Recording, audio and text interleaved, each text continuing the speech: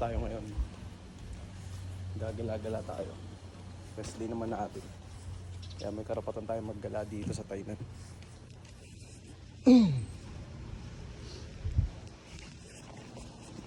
Yung dorm ko. New dorm, new life. So, unahin natin muna 7-Eleven. Mag-withdraw lang tayo ng pera bago tayo mamili. Kung aliman yung pwede natin bilhin na kulang sa dorm, kulang sa kwarto. Tapos mga konting grocery na rin. Para pagka alam mo yun, nasa kwarto ka, may mga ngataka kahit papaano.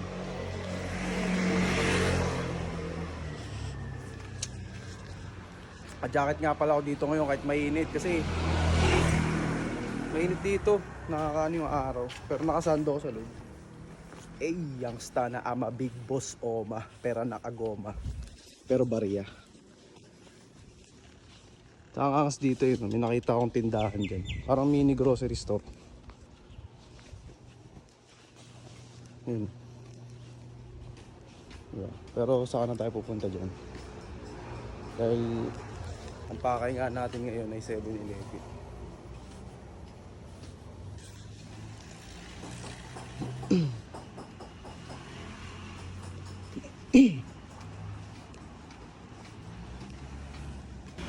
So ito na yung highway. Sabi sa Google Maps, kakanan daw tayo para makita natin yung 7-Eleven.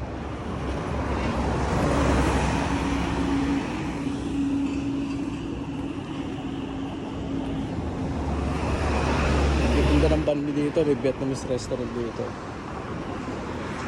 Madami tayo try dito sa Tainan.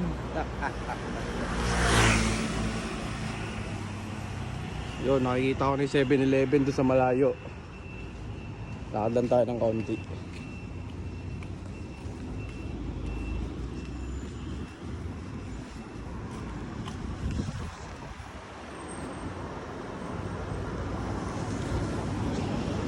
Meron ding bakery dito.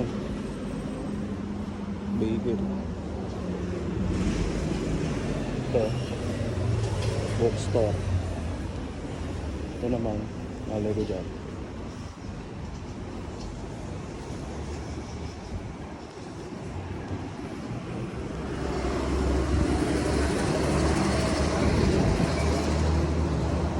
Kaya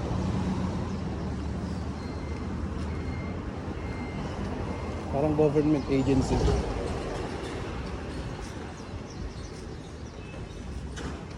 I don't know.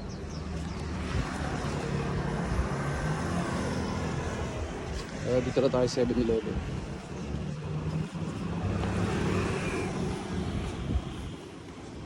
Police station. Police station pala. Ilan tayo?